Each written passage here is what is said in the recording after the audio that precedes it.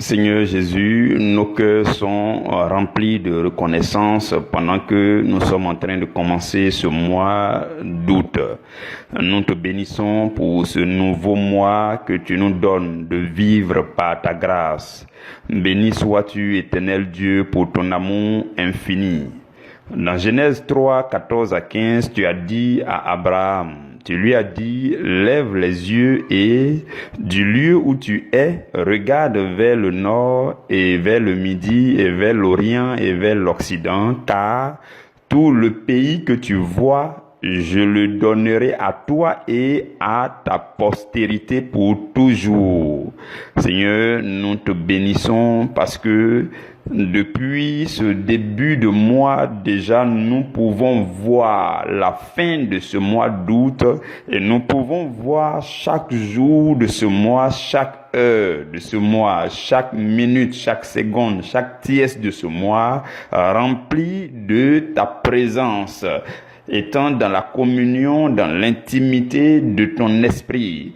Seigneur, vivant au milieu des témoignages relâchés pour la gloire de ton nom. Seigneur, nous te disons merci. Merci parce que en Jésus-Christ, tu nous fais également la grâce de saisir par la foi tout ce que nous pouvons voir avec les yeux de la foi. Et tu nous donnes aussi, Seigneur, de fouler le sol et d'avoir des possessions dans tous les lieux que tu nous permets de voir avec les yeux de notre foi. Et voilà pourquoi tu nous enseignes aussi la foi et roi de gloire, afin que du lieu où nous nous trouvons, nous puissions regarder à travers le monde et que nous puissions impacter jusqu'aux extrémités du monde, comme le Seigneur nous l'a demandé lorsqu'il a dit, vous recevrez cette puissance, la puissance du Saint-Esprit, et alors vous serez mes témoins jusqu'aux extrémités de la terre. Nous te bénissons pour ce mois béni que tu nous donnes. Nous te donnons toute la gloire, Seigneur, que ton nom soit célébré. En tant que famille, Seigneur, nous te sommes vraiment reconnaissants. Famille priorité à l'évangile, nous te sommes très reconnaissants et nous te disons encore merci. Notre désir le plus ardent en ce mois d'août, c'est de gagner en intimité, d'avoir une relation beaucoup plus intime avec toi, d'aller en eau profonde avec toi, dans la prière, dans la méditation, que notre intimité avec ton Esprit, Seigneur, soit de plus en plus profonde. C'est ce que nous désirons, Seigneur, en ce mois d'août. Roi de gloire, ta parole dit, cherchez premièrement le royaume et sa justice, et tout ce que vous voulez viendra. Voilà pourquoi, Seigneur, nos regards sont fixés sur les trésors du royaume, et nous te bénissons de ce que ce mois est béni à la gloire de ton nom. Merci d'avoir béni, Seigneur, chaque instant de ce mois. Merci d'avoir béni chacun de nous en ce mois. Merci d'avoir béni chaque endroit que nous allons fréquenter en ce mois. Merci pour ta couverture sur nos vies. Merci pour le sang de Jésus qui coule et qui nous précède et qui marche avec nous. Merci pour le ministère des anges. Merci pour ton esprit qui nous enveloppe et qui nous environne tout au long de ce mois d'août. Gloire à toi, Seigneur. Nous te bénissons parce que, Seigneur, ta gloire est relâchée afin que ce mois soit béni pour chacun de tes enfants que nous sommes. Que ton nom soit célébré au nom de Jésus. Amen. Mes frères bien-aimés, nous commençons un nouveau mois d'enseignement. Un nouveau mois d'enseignement. Et je voudrais nous rappeler que nous sommes en train d'évoluer à travers un grand séminaire d'enseignement depuis le mois d'avril et nous sommes en train d'aller jusqu'à la fin du mois d'octobre. Cela fera en tout 7 mois d'enseignement. Le thème général de toute cette saison d'enseignement, c'est la foi vivante. Et chaque mois, il y a un sujet que nous méditons, nous décortiquons, de telle sorte que chaque jour, il y a un sous-thème que nous méditons durant une trentaine de minutes. Et nous appelons cela ton pain de la première heure. Et cela est partagé à minuit sur nos différentes plateformes, WhatsApp, Telegram, YouTube, Facebook, ainsi de suite. Durant le mois d'avril, le premier sujet que nous avons médité, c'était comment accéder à la dimension de la foi éclairée. Ça, c'était le sujet qu'on a médité chaque jour du mois d'avril. Au mois de mai, le sujet, c'était l'obéissance de la foi. Tout cela provient du grand thème qui est la foi vivante. Et au mois de juin, le sujet, c'était l'unité de la foi. Et en juillet, le mois que nous venons à peine de finir, le sujet, c'était l'esprit d'amour. Et en ce nouveau mois d'août, je nous annonce ce nouveau sujet. Vous l'avez déjà vu dans le programme qui a été partagé. Le sujet de ce mois, c'est l'esprit de foi. Et je le disais la dernière fois aux responsables, je leur disais que en réalité, le sujet de ce mois est le sujet le plus puissant. Parce que vous verrez que tout ce que nous avons vu durant les mois passés vont contribuer à donner les enseignements de ce mois. C'est le mois le plus consistant en termes d'enseignement.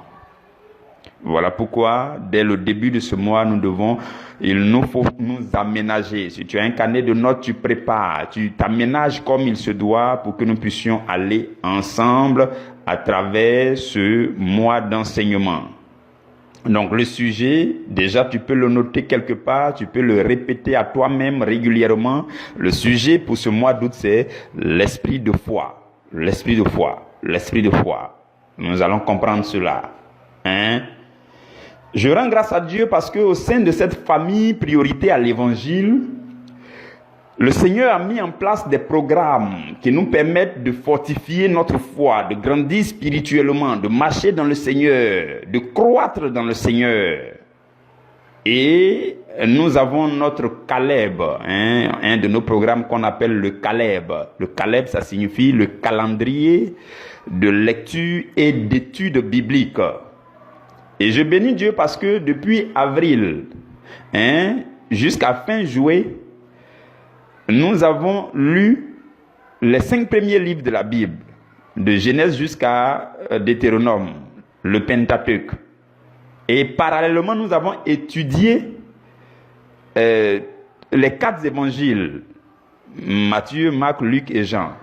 Et nous avons clôturé avec Jean 21 et le dernier chapitre de Deutéronome le samedi, le dernier jour du mois de juillet. C'est parfait, c'est formidable, c'est magnifique comme Dieu fait les choses.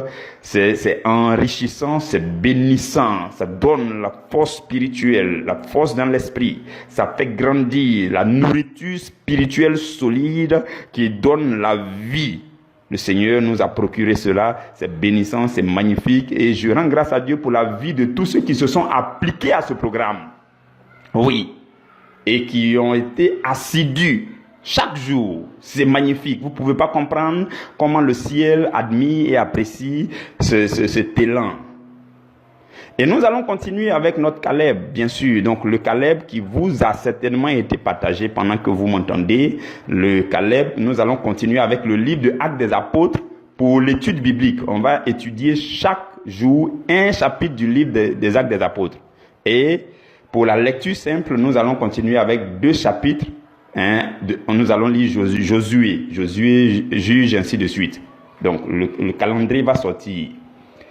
Il y a aussi notre programme de ma révélation du jour. Ma révélation du jour. Il s'agit de l'équipe des responsables qui se retrouve dans le groupe WhatsApp qu'on appelle le groupe Priorité à l'Évangile B. Et là-bas se trouvent tous les responsables, c'est ceux-là qui sont en train d'être formés à la prédication de la parole. Et donc chacun a droit à soit 5 minutes, soit 7 minutes pour donner une petite exhortation qu'on appelle ma révélation du jour. C'est chaque jour à 15 heures dans nos différents groupes.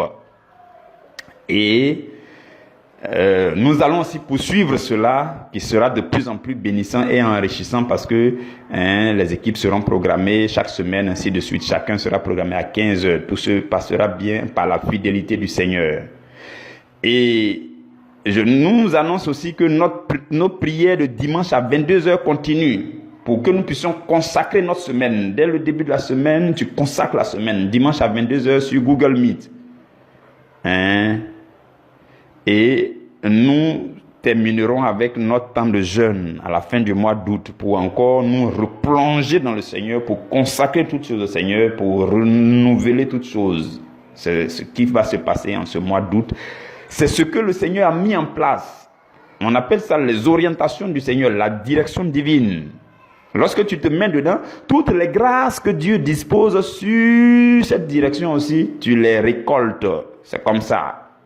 Donc, le Seigneur a permis qu'il y ait ces choses en place dans cette famille priorité à l'évangile. Et si vous voulez bien vous y impliquer, le Seigneur va aussi vous bénir. Il va vous bénir.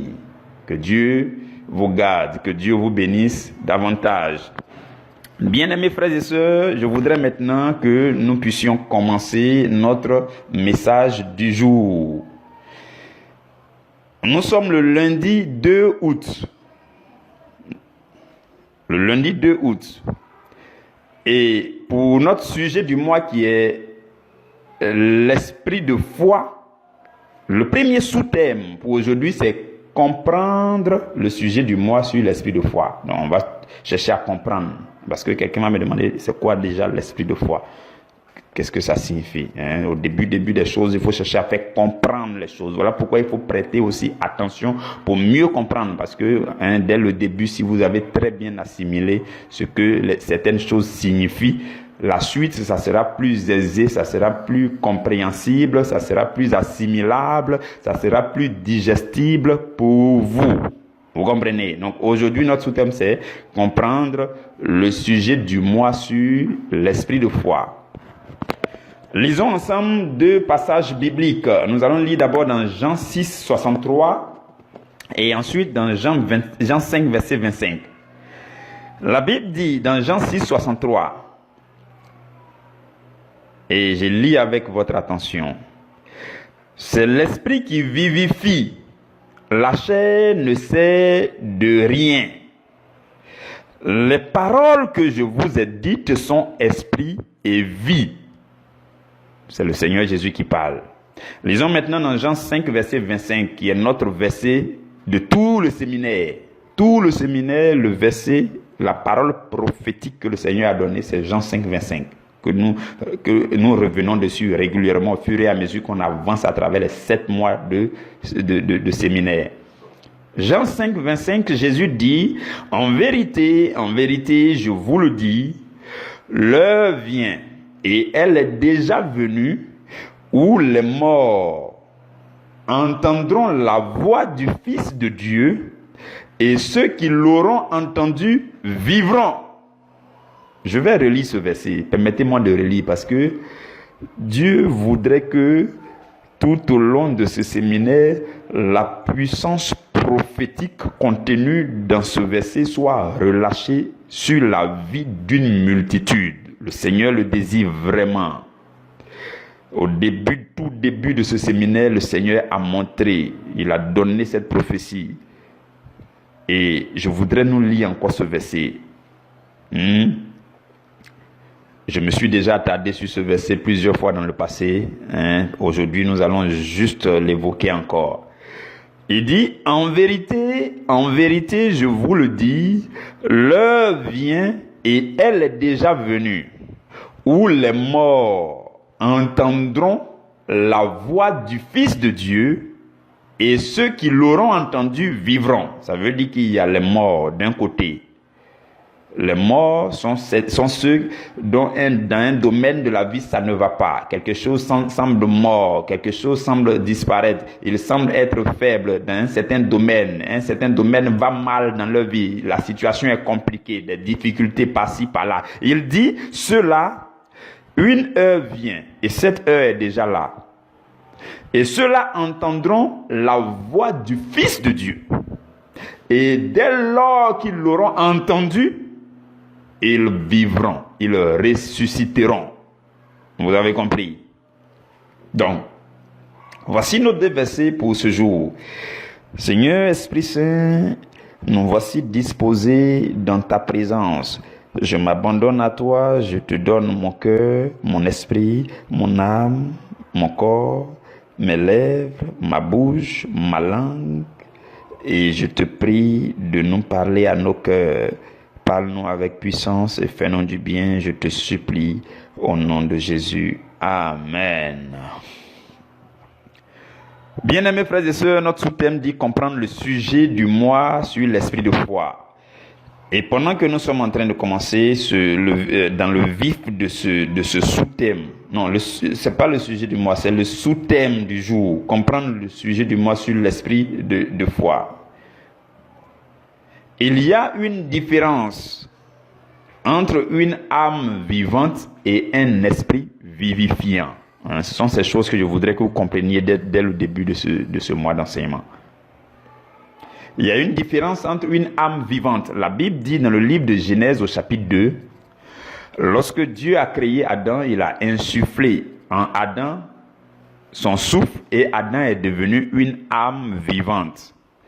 Vous et moi, tant que nous ne sommes pas en Christ, ou alors lorsque nous n'étions pas encore en Christ, nous étions une âme vivante. Lorsque quelqu'un ne connaît pas Jésus, il est une âme vivante. Et une âme vivante excellemment, peut être quelqu'un de super intelligent, super intellectuel, qui a les meilleurs raisonnements, qui peut connaître du succès dans ce monde, humainement parlant, qui peut connaître du succès, qui est intellectuel, qui réfléchit, qui raisonne bien, qui est vraiment bon, qui est allé loin à l'école, qui est calé, ainsi de suite.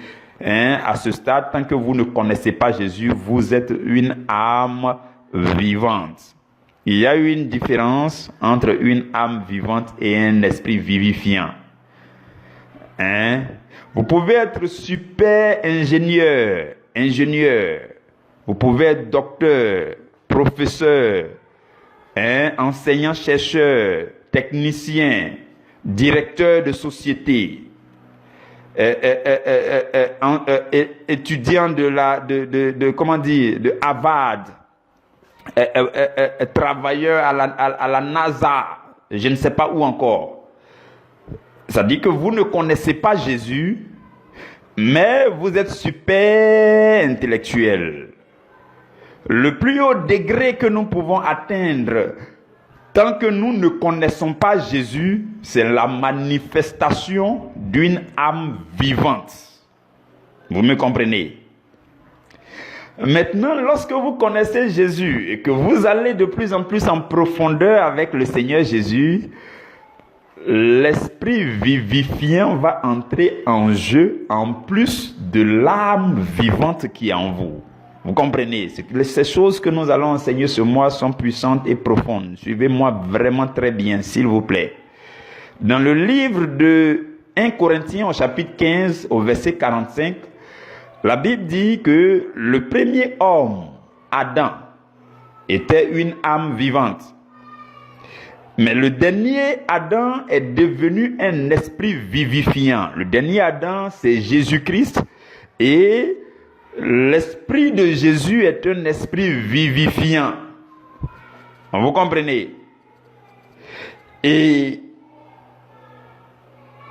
ce qui fait en sorte que vous êtes vivifié par l'esprit de Jésus, un des éléments importants dont nous allons parler en ce mois, c'est l'esprit de foi.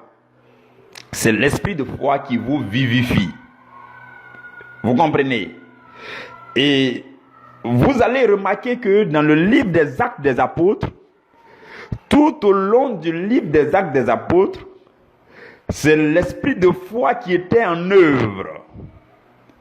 C'est le Saint-Esprit qui était en œuvre, mais d'une certaine manière, c'est la foi qui était particulièrement en œuvre dans sa puissance.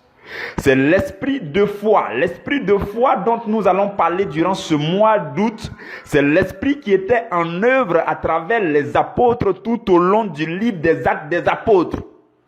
Et par la grâce du Seigneur, comme par coïncidence, je venais à peine de m'en rendre compte quand j'ai préparé l'enseignement, comme par coïncidence, dans notre Caleb, C'est le livre des Actes des Apôtres que nous étudions tout le long du mois d'août. Cela va vous permettre de voir, d'apprécier, d'admirer comment l'esprit de foi que nous allons enseigner tout au long du mois d'août là, comment l'esprit de foi a conduit les apôtres, comment l'esprit de foi a œuvré et a opéré tout au long du livre des Actes des Apôtres. C'est une pure coïncidence et c'est magnifique, c'est selon la prescience du Seigneur. Donc c'est ça l'esprit de foi. L'esprit de foi, c'est l'esprit qui vivifie. C'est l'esprit de foi qui vivifie notre foi. Et lorsque l'esprit de foi vous vivifie, vous avez des pensées de foi. Des pensées qui croient en Dieu, qui croient permanemment en Dieu. Des pensées dépourvues de doute. L'incrédulité n'a plus sa place. L'incrédulité souffre avec vous. Il n'y a plus d'accès pour l'incrédulité. Lorsque l'esprit de foi est en œuvre, vous êtes tellement vivifié qu'il n'y a plus de place, il n'y a plus d'accès pour l'incrédulité, pour le doute. Vos pensées sont des pensées ancrées dans le Seigneur, des pensées purement positives, des pensées de foi, des pensées de conquérant. Et lorsque l'esprit de foi vous vivifie encore, vous avez la mentalité de foi. Vos attitudes sont des attitudes de foi. Vos actions sont des actions de foi. Vous avez des dispositions et des prédispositions de foi. Votre langage est un langage de foi. Vos propos sont des propos de foi. Votre style de vie est imbibé de foi. Votre caractère est forgé dans la foi. C'est ça l'esprit de foi. Quand on vous regarde, on peut voir, on peut percevoir que vous avez été forgé, que l'esprit de foi vous a transformé. Vous êtes solidement établi dans la foi. Votre caractère est un caractère de foi. Et vous êtes stable et serein dans la foi. C'est ce que fait l'esprit de foi. Vous allez comprendre durant ce mois. Beaucoup de personnes vont recevoir un transfert et ils seront transformés. Beaucoup de personnes seront transformées durant ce mois. Les mentalités vont changer, vont être transformées par le Seigneur lui-même. Le Seigneur va établir en vous l'attitude de foi. Vous avez compris? C'est ce que le Seigneur va faire en ce mois. Et c'est l'esprit de foi qui anime une foi vivante, puisque notre thème général du séminaire, c'est la foi vivante. Quelque chose qui est vivante, la chose bouge, quelque chose qui vit doit bouger. Vous comprenez? Et la chose profonde qui fait vivre la foi, c'est l'esprit de foi. C'est par votre esprit que vous vivez, n'est-ce pas? Dieu lui-même, c'est par son esprit qu'on sait qu'il est Dieu, parce qu'on dit Dieu est esprit. Donc la nature de Dieu, si on devait toucher, ou alors si on devait caricaturer Dieu, si on pouvait dans le spirituel, on allait voir, en tout cas il est spirituel, il est esprit. Donc ce qui nous fait, c'est notre esprit. Ce qui nous fait, c'est notre esprit. Et ce qui fera aussi votre foi, c'est l'esprit de foi. Ce qui donnera puissance, ce qui fera la force et va donner vie à votre foi, c'est l'esprit de foi. Et demain, nous allons parler de en quoi est-ce que tout ce qu'on a vu les mois passés contribue ou alors converge vers le sujet de ce mois. Vous comprenez, frères et sœurs? Donc, l'esprit de foi, c'est encore la chose qui va vous permettre de convertir la parole de Dieu en réalisation. Suivez-moi très bien. C'est ce que l'esprit de foi fait. L'esprit de foi. Quand vous êtes animé par l'esprit de foi, vous êtes vivifié par l'esprit de foi. Vous avez cette capacité-là de prendre la parole de Dieu et de transformer, de convertir ça en accomplissement, en œuvre accomplie et palpable, en témoignage. C'est ce que fait l'esprit de foi. Voilà pourquoi tous ceux-là qui entendront la voix du Fils de l'homme vivront. C'est ce que la Bible dit. Jean 5, 25. Il dit, l'heure vient.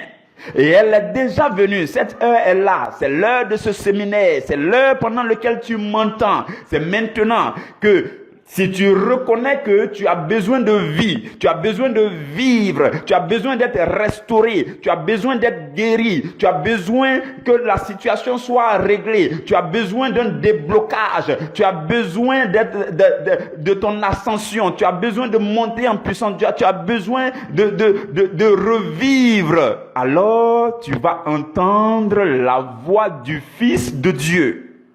Parce que tous ceux qui entendent la voix du Fils de Dieu, ils vivent.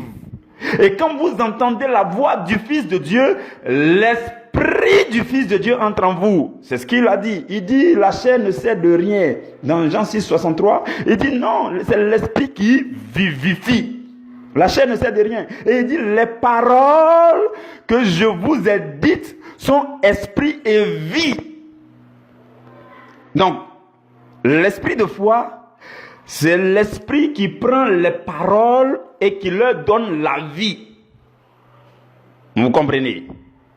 Jésus dit, les paroles que je vous ai déclarées, que je vous ai enseignées, que je vous ai dites, ces paroles, mes paroles là, sont esprit et vie. Ça veut dire que il y a mon esprit qui accompagne mes paroles. Et c'est cet esprit qui prend les paroles pour les transformer en réalisation, en vie, pour leur donner vie dans votre vie. Dans chaque domaine de ta vie, l'esprit de foi va prendre la parole de Dieu pour lui donner vie. Dans chaque domaine de ta vie va connaître la vie lorsque la parole de foi va se saisir, lorsque l'esprit de foi va se saisir de la parole pour entrer dans ce domaine. Vous comprenez? Donc, l'esprit de foi dont nous parlons, c'est l'esprit qui va convertir la parole de Dieu en accomplissement, en œuvre, qui va faire en sorte que la parole va devenir chair. La Bible dit que au commencement était la parole. La parole était avec Dieu et la parole était Dieu. Et elle a habité parmi nous.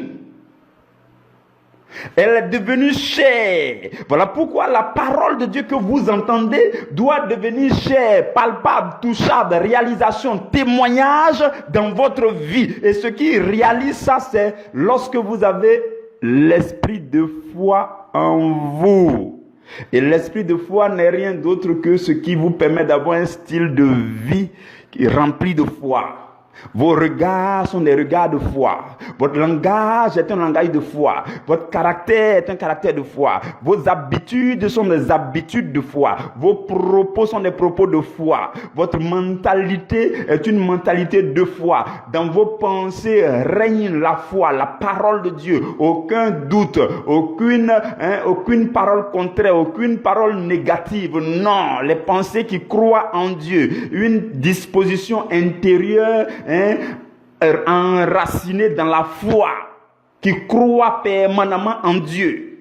Frères et sœurs, le Seigneur Jésus a dit, quand le Fils de l'homme reviendra, est-ce qu'il va trouver la foi sur la terre? Ça veut dire que la foi, au fur et à mesure que le temps avance, la foi disparaît. Beaucoup de croyants aujourd'hui n'ont pas la foi, la véritable foi. Souvent, j'ai un peu peur d'enseigner la foi rude et sévère. Parce que je vois souvent même quelqu'un qui est très proche de moi, il vit dans l'incrédulité. Donc j'ai peur de le choquer souvent. Si on veut enseigner la foi véritable, si on veut enseigner la foi dépourvue de tout doute, frères et sœurs, il y a beaucoup qui ne sont plus sur la ligne de la foi. Mais en ce mois, le Seigneur va te parler pour te recadrer, pour te repositionner, pour te remettre de son côté, du côté de la foi. La foi n'échoue jamais. Je sais que vous le savez. On va parler de toutes ces choses durant ce mois. La foi n'échoue pas. La mission de l'esprit de foi est une mission qui n'échoue pas. C'est une mission sans échec. Non, ça n'échoue pas. Vous avez compris? Parce que la Bible dit quoi? Tout est possible à celui qui croit.